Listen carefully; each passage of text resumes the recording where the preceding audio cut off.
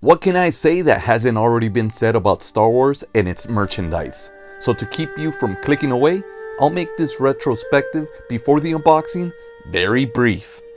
Kenner became a major player of the toy industry because of their Star Wars action figure line, but by 1985, 2 years after the last Star Wars movie release, they released their last Star Wars series of figures, dubbed Power of the Force. After Hasbro purchased Kenner, and George Lucas started talking about the possibility of more Star Wars movies, the Star Wars Power of the Force was relaunched exactly 10 years after the original. 1995 saw a boom of new and old Star Wars toys in more ways than one. Although they used new molds for the action figures, they used the same old Kenner molds for the vehicles. Nobody does Star Wars like the Power of the Force from Kenner. The biggest, most realistic force in the universe. Only the Power of the Force brings you the biggest heroes and villains straight from the movies, and the largest fleet of full-scale vehicles ever. We bring you the real movie detail of the Rebel Snowspeeder, the blazing lights of the Luke Skywalker lightsaber, and the big movie sounds of the X-Wing. When it comes to big size, big detail, and big movie sounds, now you're playing with the power. Star Wars, Power of the Force. Figures and vehicles each sold separately, batteries not included, only from Kenner. With Episode 1 in pre-production and fanfare rising, Hasbro started cranking out more Star Wars products, and with the Kenner well dry, cheaper and faster toy designs needed to be made. And what's cheaper than recycled 80s molds? Redeckled action figures packed along cardboard playsets. Which brings us to this: Star Wars, The Power of the Force, 3D display diorama, Cantina at Mos Eisley, with Sand Trooper and Patrol Droid. Look at the size. It's not that big. You would think, since it has a diorama in it, that it would be large, but it's actually very small, thin, and they probably could have made it even smaller. Now, I do own Jabba's Palace. I've got two. This one sealed, and the other that I've opened and I've used many times for stop motion animation, or just to display some of my figures, take pictures and post them up online. It's a lot of fun, and if you don't notice the tape holding it together, it looks fantastic.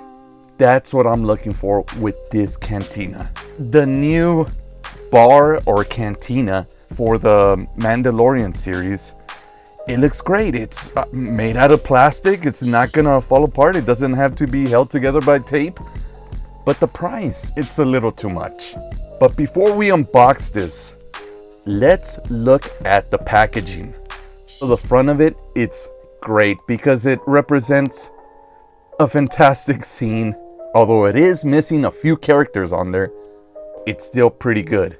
25 inches wide display diorama, just like Jabba's Palace. Now the top and bottom are the same graphics, sides are the same graphics, so let's skip over to the back. And here you've got something to cut out, but let's look at the graphics. At the bottom you've got what could be, and hopefully it comes out looking that good, because that looks pretty nice.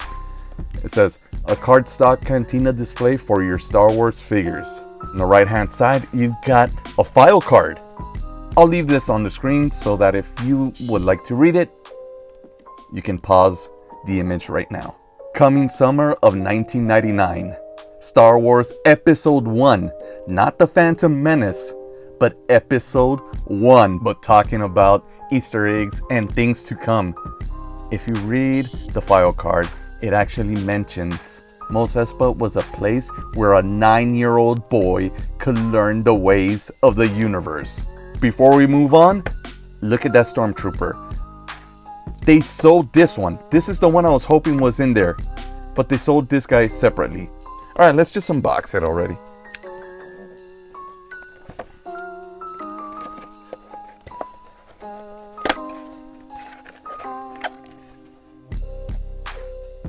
We really do care.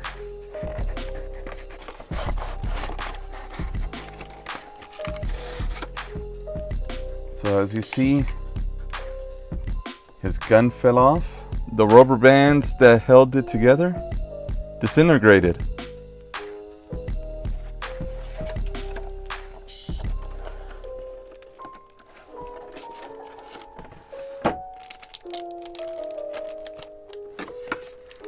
Anything else? Just to get the figure out of the way, why don't we take it out of the package and focus in on the Cantina so I could lay it out here and display it. And here is the Sand Trooper and the Patrol Droid, which nicely pegs into the back.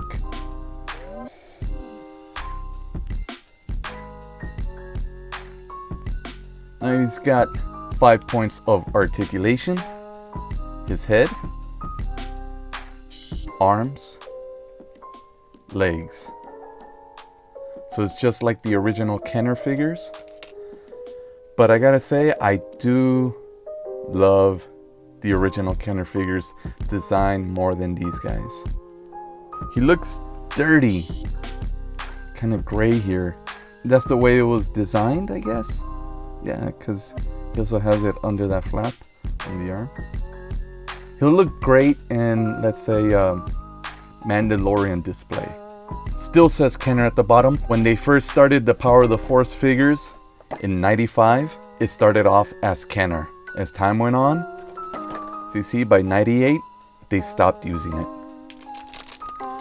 Now looking at the actual Cantina, Kenner 1997. Now you could actually get the Cantina by mail away. It was missing the figure, and that's probably the only reason I didn't get it, because I also wanted an extra Stormtrooper. You can't have enough of these guys.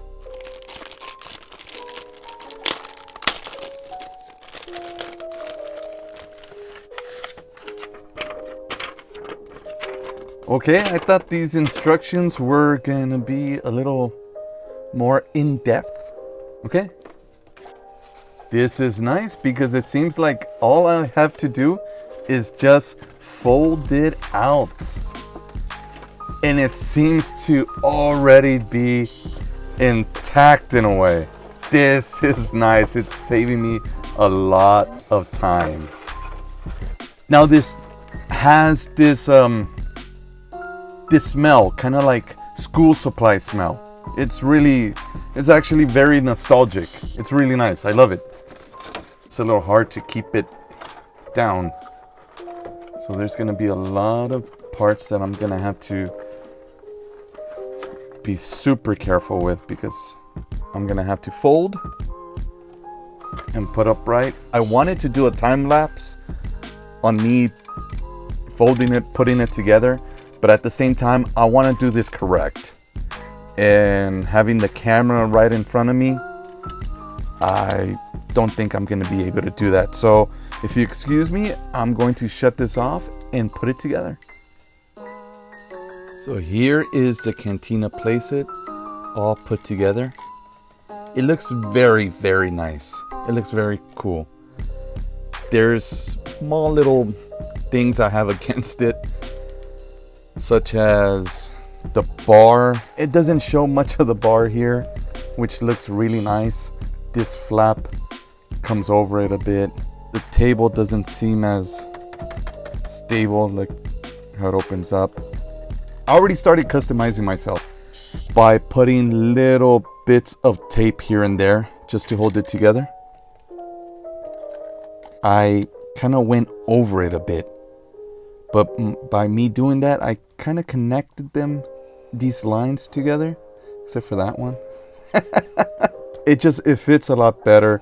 There would be this small little open gap where you could see the blue, like right there, of my background. I guess I could solve it by putting a black mat underneath, which I use from time to time when I unbox the wrestling toys. And me putting tape, I know it's not gonna fall apart by another toy just literally just falling over. I've done the same over here. I think I'm going to add some tape right there But instead of doing it over the printed part, I'm gonna do it underneath. The part I don't like. See? But that's the way it is on the box. I'll do a little customizing to it, fill it up with some figures, and see how it looks. Before I started putting tape on the back of this, I wanted to show off the detail that they put on the back, which they didn't have to. But this looks really nice, and I feel bad putting tape on it, but I'm not really going to be using the back of this. But it's nice that the detail's there.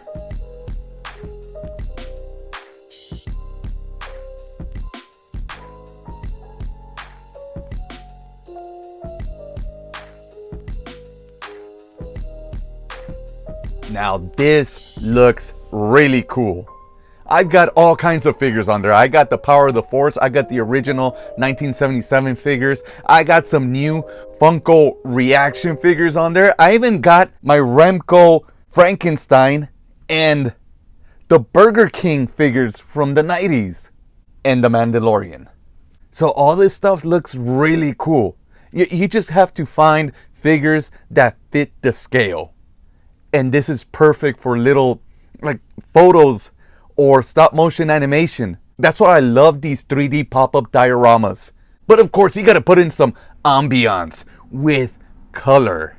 Now, it doesn't look good. It looks fantastic. The lighting sure does change the whole aspect to it. This whole display is great. And if you wanna get one, they're pretty cheap on eBay. I hope you enjoyed this retro unboxing review, and don't forget to check out other retro unboxing and new unboxing videos.